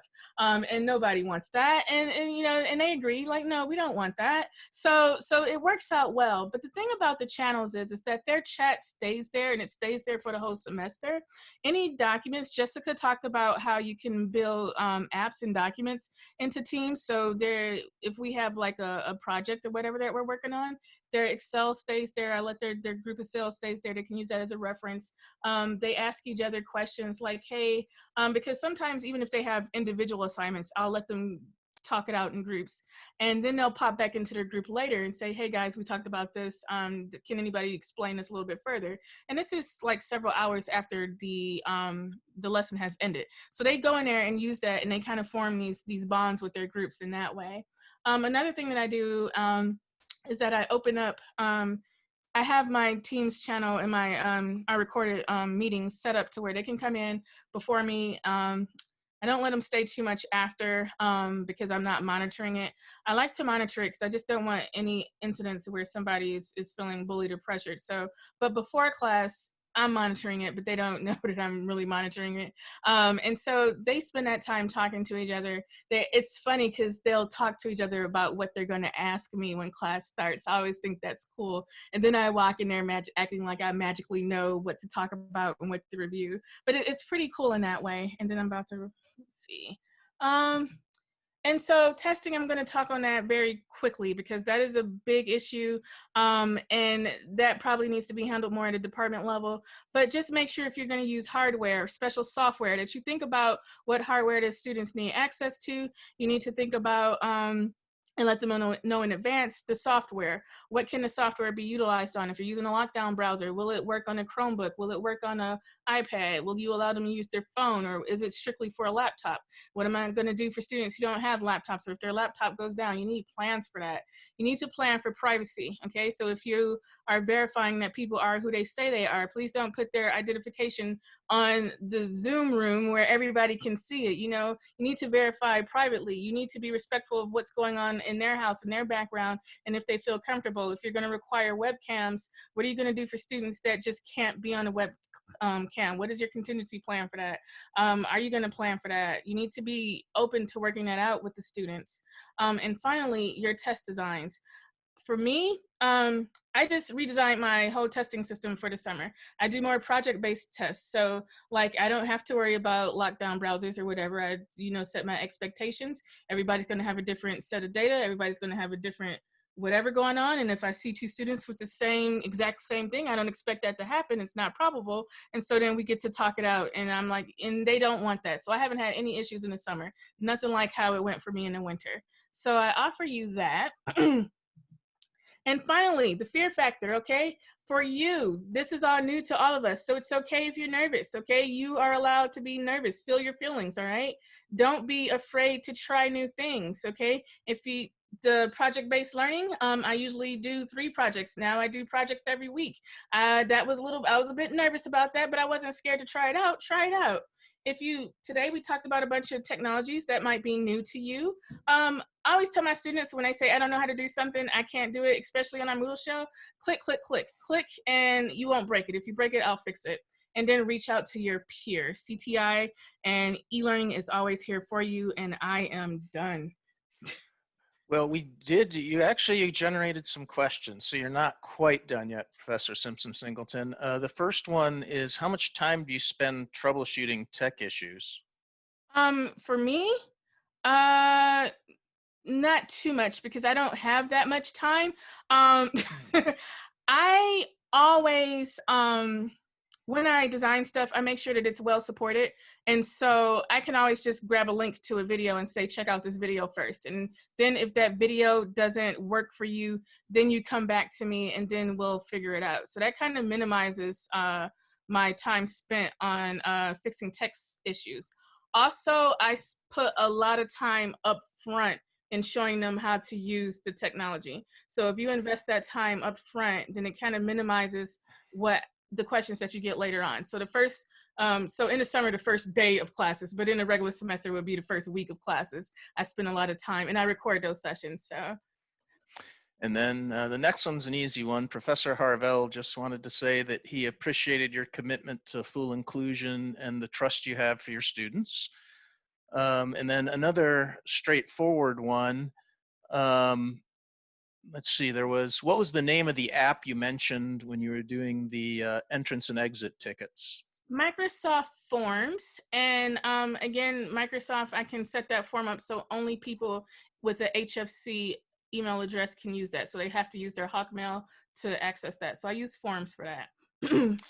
And then Professor Filardo mentions AnswerPad. Again, I'm going to just click this as done. If you want to learn, she did write a paragraph about that. So if you go into the answered questions, you can read a little bit more about that. And then Professor Mackenzie Smith wants to know, how important is knowing the timing of a given lecture to your forms? So I'm very flexible. That's why I like that I can change the time. I have, so for the summer, I am only meeting with them an hour 3 times a week. So usually I know that the first 10 minutes I'm making announcements and going over what to expect for class. And I know that the middle 30 minutes or so is going to be us doing that activity. And I know, I have wiggle room for questions. And I know for a fact that the last 5 to 10 minutes we're doing the exit ticket. But I'm always flexible. There's been days where I've thrown out the, whatever, because I want to do something else. You never know what happens in class. Also, again, there's been times where I just kind of just tweak the date and time. The time, not the date. So I have a general idea of what's going on for each class session, but I'm not married to it. I'm flexible, if that kind of answers the question. It does, and I just want to let all of our presenters know that I quickly cleared out a couple comments just to make sure I didn't miss important questions, but several people commented that they really appreciated your contributions to this. So, and I want to add my thanks to all of the folks who presented today. One of the early questions was about training. And there is a CTEI mentoring site, and Pam is going to tell you a little bit about that, and then she's going to close out the meeting for us. Oh, and really Pam? quick, Jeff, I am going to create a document of some of those strategies that I use. I just have to proofread it, and I'll give it to Pam so she can put it wherever she would like it to go. So that is coming. Cool. Thanks, Shanna. And thanks, Jeff. So Jeff and Shanna and some others have been helpful. Jeff actually worked to create the site that I hope that you can see right now. It's called CTEI Mentoring Online Instruction. This site was born initially as an accessibility help, and then, surprise, we moved online in March, so it's still evolving. But when you log into Moodle HFC Online, you have access to this. You'll be enrolled. Everyone at the college, every instructor at the college has access to this Moodle page. And I've set it up, we've set it up so that it looks maybe similar to the way your Moodle page looks. There's a Getting Started folder that explains kind of the requirements for moving your courses online. There's some information about the different instructional modes. Thank you very much, Scott Still. I grabbed these definitions. I did hyperlink out to an online dictionary, but these definitions came out of our Live Without the Drive early planning meetings that started back in May. And we do have an area with faculty mentors. These are individuals that you can reach out to. And email addresses are live and linked for you. Thank you very much, Kristen Jacob Johnson. He has been very responsive and incredibly helpful with some HTML coding issues, which Shanna tried to help me with, but I'll tell you about that later, Shanna. Didn't work for me.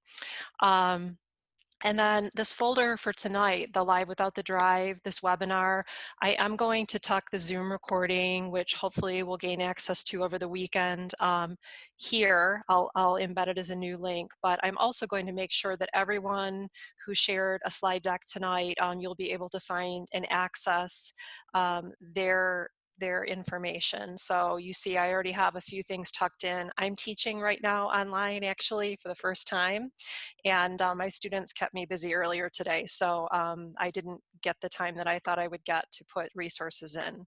But as you explore this, you'll see that we have some folders that link to some of the issues that were raised earlier this evening in our session.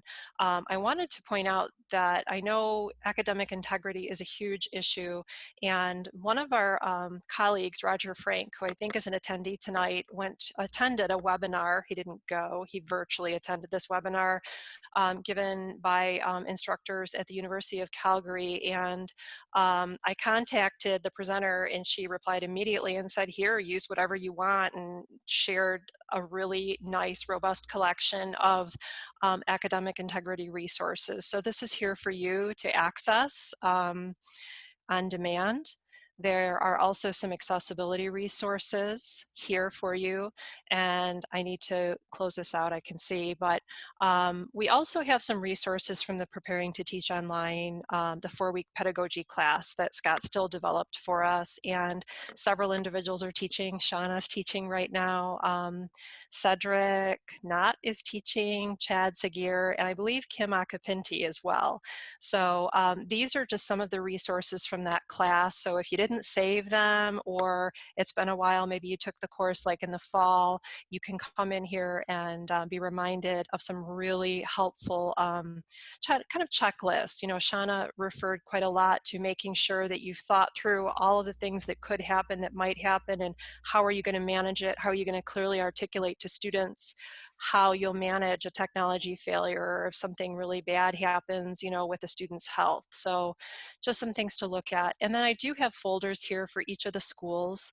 And back in the spring, as people were sharing resources, it's time to stop. Okay. Well, I would just point out, I would say if you wanted to keep talking about, you could, but I would just let people know that this is all we're going to do is talk about this now. And so if you need to leave at 9, it's okay to leave at 9. Yeah. But everyone can access this when you log into HFC online, search for CTEI mentoring, online instruction. You can view this at your leisure. So I just wanted to point out that people that did share things in the spring, I've grabbed your links out of the email archive, and they're tucked in here. So that's pretty much it. We want to thank you again for giving us 2 hours of your Thursday night. You know, it's summer and it's really hot right now, but we're grateful to see so many people in attendance, and we hope that you found this useful. I'd like to just say thank you to everybody who presented, and understand that this is really a work in progress again, and that we will get better at this the more we work at it. And the fall semester for many people will be trial and error, and that's okay. The students are very understanding with technology, and they're good at it, but they also understand that there are limitations. So let's not think that this has to, when we talk about professional looking courses, we are professionals, and it's just we're not spending 1,000 hours to develop a video that we're going to share with 10 million people. That is not the best use of the time. It's really about creating that interactive environment.